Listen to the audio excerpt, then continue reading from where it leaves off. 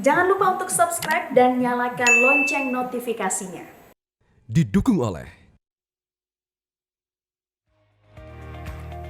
Pemirsa, Anda kembali di Selamat Pagi Indonesia. Sebuah uji klinis fase kedua dari vaksin Sinovac menunjukkan pemberian dosis ketiga akan meningkatkan respon antibodi 10 kali lipat dalam seminggu. Ya, namun demikian adopsi dosis ketiga dalam skala besar masih membutuhkan penelitian lebih lanjut.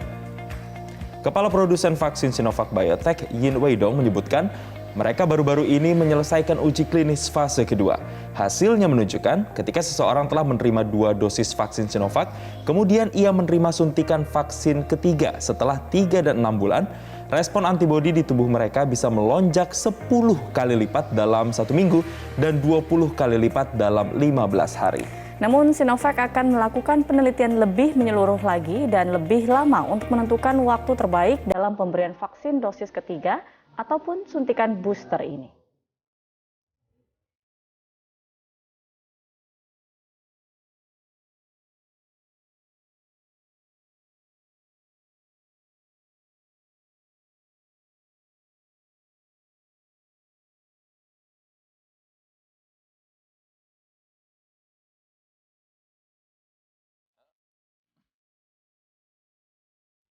Ya, ini sebetulnya informasi baik ya. Jadi kita berharap sekali bisa mendapatkan booster dan ini juga mungkin bisa meningkatkan imun atau antibodi dalam tubuh kita dalam menangkal COVID-19. Ya, cuman mungkin dengan dirilisnya hasil penelitian ini yang masih sampai sekarang pun masih melakukan diuji penelitian dan diuji cobakan, kemudian timbul di masyarakat itu banyak pertanyaan, Gadis. Artinya ketika memang kita berandai-andai, kalau misalnya nanti dosis vaksin ketiga Sinovac ini kemudian digunakan oleh masyarakat, apakah kemudian vaksin yang sebelumnya digunakan dosis 1 dan dosis 2 artinya tidak seefektif itu sehingga harus akhirnya digunakan dosis vaksin ketiga. Ini kemudian pertanyaan-pertanyaan yang muncul mungkin bagi sebagian besar masyarakat. Banyak juga yang bertanya kapan sebetulnya baiknya di dosis vaksin ketiga ini disuntikan ke masyarakat, karena ada ya juga yang menyebutkan bahwa selama ini di dosis vaksin dosis kedua pertama dan kedua titer antibodinya juga sudah bagus begitu.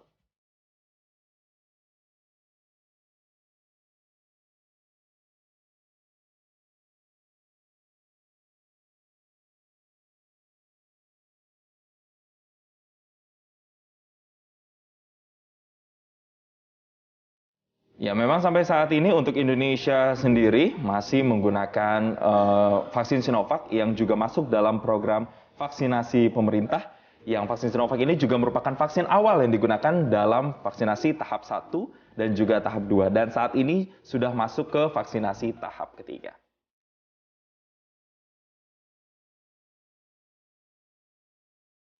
Nah, pemirsa, informasi dari produsen vaksin Sinovac di Tiongkok tentang efek pemberian dosis ketiga yang makin memperbesar imun tubuh ini makin membesarkan harapan pula kita bagi bisa keluar dari pandemi ini ya.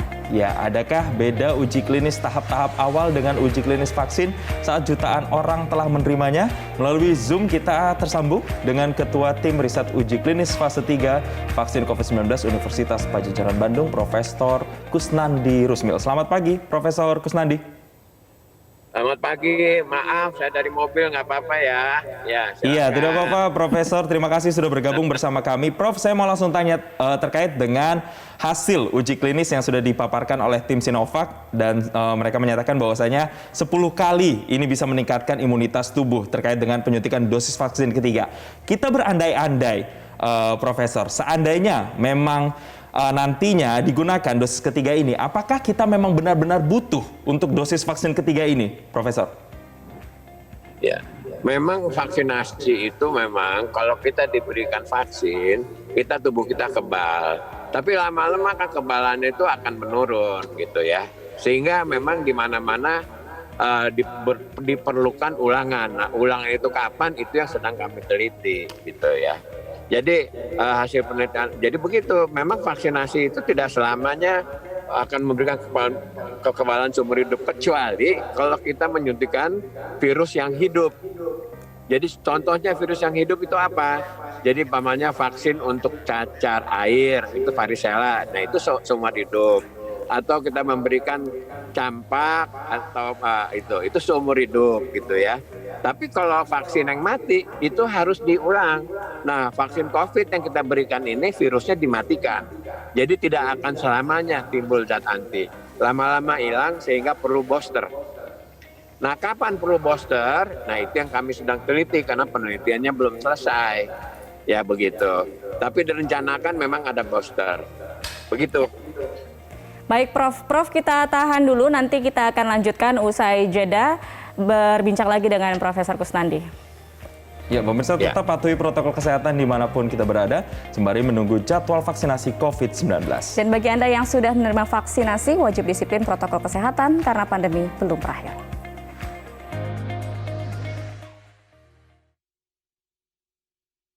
Pemirsa, kita lanjutkan lagi perbincangan dengan Profesor Kusnandi. Prof, kalau misalnya kita bicara di tanah air sendiri sejauh ini seperti apa penelitiannya terkait dengan uji klinis dosis ketiga? Apa hasilnya, Prof, kalau di tanah air? Oh, kita belum melakukan penelitian dosis ketiga. Kita masih baru dosis kedua dan itu sedang diikuti sampai sejauh mana efektivitasnya dosis kedua itu.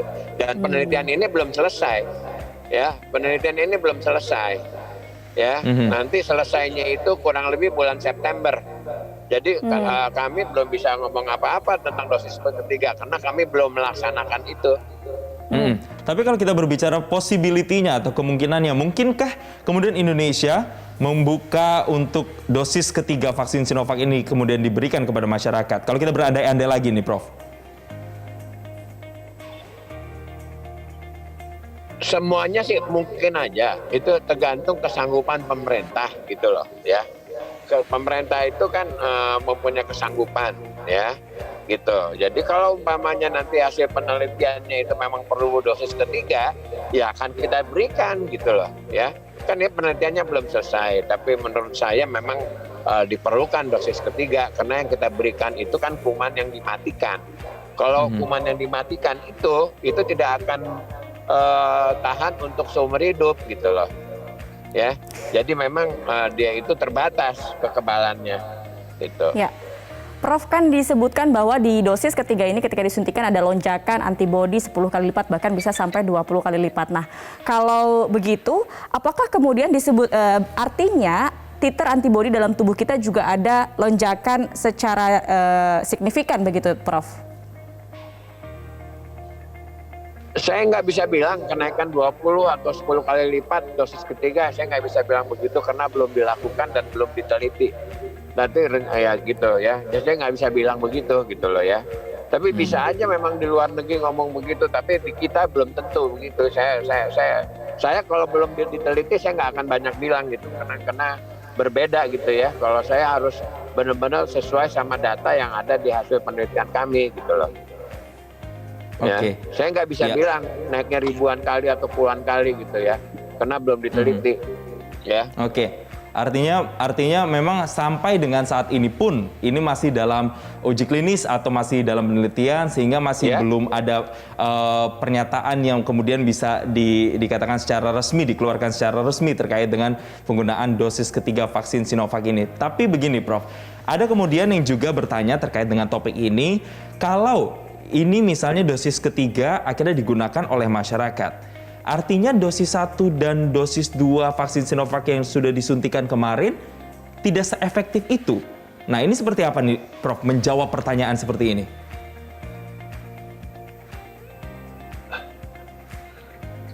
Hasil daripada uji klinis itu efektivitasnya itu 65,3%. Jadi dari yang disuntik itu 65,3% itu orang terlindungi. Ya. Yang sebagian itu tidak terlindungi secara ini gitu ya. Tapi yang tidak terlindungi itu seandainya dia sakit, dia sakitnya tidak berat. Jadi kalau tujuan imunisasi ya itu untuk membuat satu kekebalan penyakit. Seandainya dia kena penyakit, nah penyakitnya tidak berat gitu loh. Nah dari hasil penelitian kita kemarin itu kan begitu ya, dari yang disuntik itu sebagian besar itu efektif.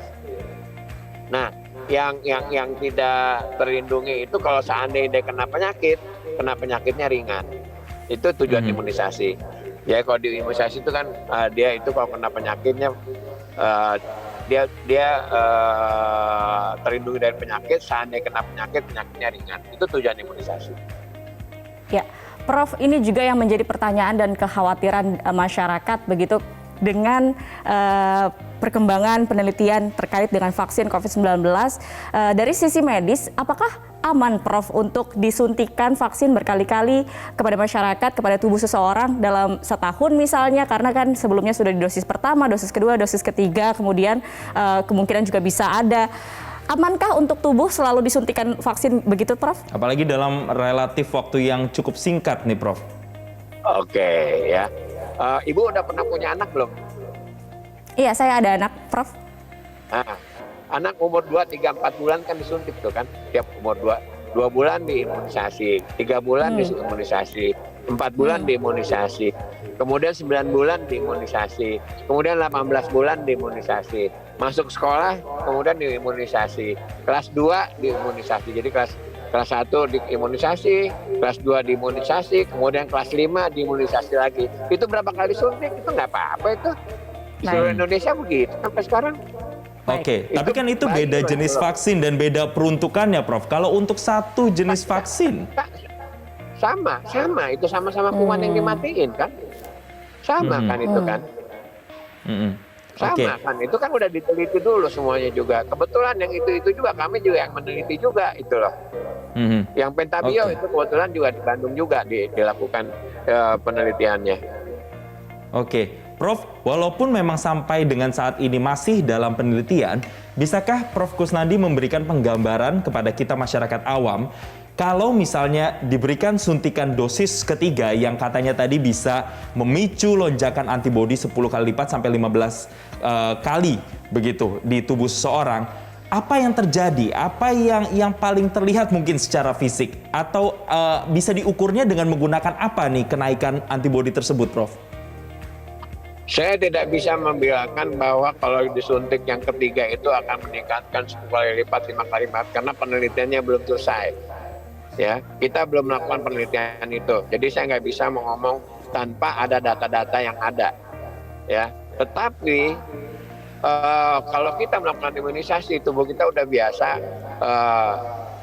dilindungi itu. Saya pikir nggak jadi masalah karena untuk dilakukan imunisasi itu udah ada. Kan ini nggak langsung dikasih. Ada penelitian itu kalau umpamanya kita ingin tahu penelitian untuk vaksin itu ada beberapa tahapan. Tahapan pertama adalah uji kestabilan daripada antigennya. Itu diuji itu pada secara fisika dan kimia. Kalau secara fisika dan kimia itu bagus, baru diuji pada binatang. Uji pada binatang itu kita lakukan pada tikus. Tikus bagus baru boleh pada monyet. Monyet bagus, baru kita lakukan penelitian pada orang. Pada orang itu nggak sekaligus. Ada fase 1, ada fase 2, fase 3. Fase 1 itu dilakukan kurang lebih antara 80 sampai 200 orang. Untuk COVID ini, itu dilakukan kurang lebih 170 orang fase 1-nya. Fase 2 itu dilakukan pada 140 orang. Itu semuanya aman. Ya, fase 1, fase 2 itu aman. Fase 3 itu dilakukan di multi center. Ya, yaitu di Indonesia, di Brazil, di Turki. Nah, itu hasilnya harus sama. Nah, fase 3 ini semuanya belum selesai. Sehingga Badan POM bikin satu apa yang kita sebut emergency use authorization, ya, atau kalau WHO bilang emergency use listing. Nah, kalau emergency use listing itu bisa digunakan di mana-mana karena udah WHO yang tanggung jawab. Karena tahapan penelitiannya itu udah banyak.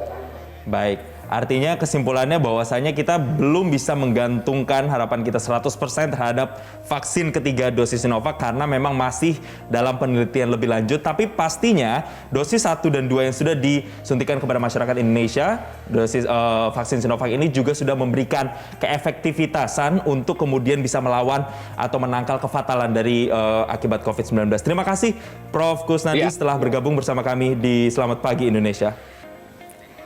Pemirsa tetap patuhi protokol kesehatan dimanapun kita berada sembari menunggu jadwal vaksinasi COVID-19. Dan bagi Anda yang sudah menerima vaksinasi, wajib disiplin protokol kesehatan karena pandemi belum berakhir.